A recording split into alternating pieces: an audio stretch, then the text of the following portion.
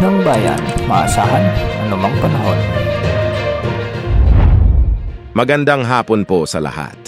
Narito ang update sa lagay ng panahon ngayong Setyembre 10, 2024. Ngayong araw ay patuloy pa ring nakakaapekto ang southwest monsoon sa Luzon, samantalang localized thunderstorms naman ang makakaapekto sa nalalabing bahagi ng bansa. Ngayong araw nga ay asahan ng maulap na kalangitan na may mga isolated rain showers sa bahagi ng Ilocos Region, Zambales at Bataan. Posible pa rin ang mga biglaang pagbaha at pagguho ng lupa. Magiging bahagyang maulap hanggang sa maulap naman ang mga kalangitan na may mga kalat-kalay na pag-ulan sa Metro Manila at nalalabing bahagi ng ating bansa. Dahil naman sa mga localized thunderstorms, asahan ang mga kalat-kalat na pag-ulan sa Palawan, Western Visayas, ilang bahagi ng Samar at Leyte provinces at Cebu province. Sa Mindanao, asahan din ang mga localized thunderstorms sa ilang bahagi ng Zamboanga Peninsula, Northern Mindanao at Soc-Sargen. Samantala, patuloy pa ring minomonitor ang low pressure area sa labas ng ating area of responsibility. Huli itong namataan ng Pag-asa sa layong 685 kilometro hilagang silangan ng Itbayat, Batanes. Hindi pa rin inaalis ang posibilidad na mag-develop ito bilang bagyo sa susunod na 24 oras.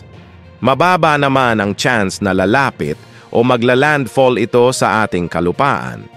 Samantala, ang isa pang low-pressure area na nasa labas ng ating area of responsibility ay nag-develop na bilang isang ganap na bagyo. Huli itong namataan ng Pag-asa sa layong 2,320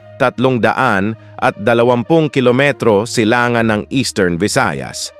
Base sa mga forecast models, posible pa itong lumakas bilang tropical storm sa susunod na 48 oras.